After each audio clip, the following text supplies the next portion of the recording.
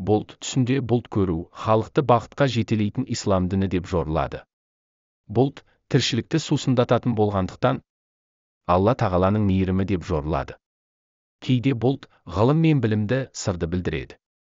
Бұлттардың үстімен жүргенін көрген адам салихалы, жан дүниесімен таза қызбен үйленеді. Егер арман тілегі болса, орындалады және сапарға шығады. Білім ізденуші болса, түбіне жетіп атақты болады. Кімде-кім бұлттардың арасына кіріп, ол жерден ештеңе алмаса, ол адам ғалымдармен бірге отырып сұхбаттасады, бірақ олардың ғылымынан ештеңе алмайды. Егер бұлт қара болса, қуаныш пен бақытты білдіреді.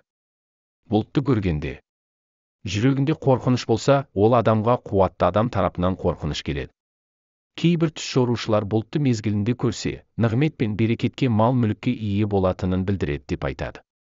Жаңбыр жауып жатқанын көрсе, Алла тағаланың сол аумаққа рызықты мол беретініне жорылады. Егер халық қуаңшылық көріп жатса, Алла тағала олардың рызығын молайтып, құрғақшылықтан құтқарады. Жаңбырсыз қара бұлт көрсе, ол адам көп табыс табады. Кейде бұлт қатты аязға немесе уайымға жорылады. Қызыл бұлт сол аумақта бүліктің, аурудың шығатынын білдіреді. Егер аспанның жерден аспан әлеміне көтеріліп, қаланы көлеңкелегенін көрсе, жақсылық пен берекет болатынын білдіреді. Түс көруші сапарға шығатын болса, сапары сәтті болады. Басында уайымы болса, қуанады.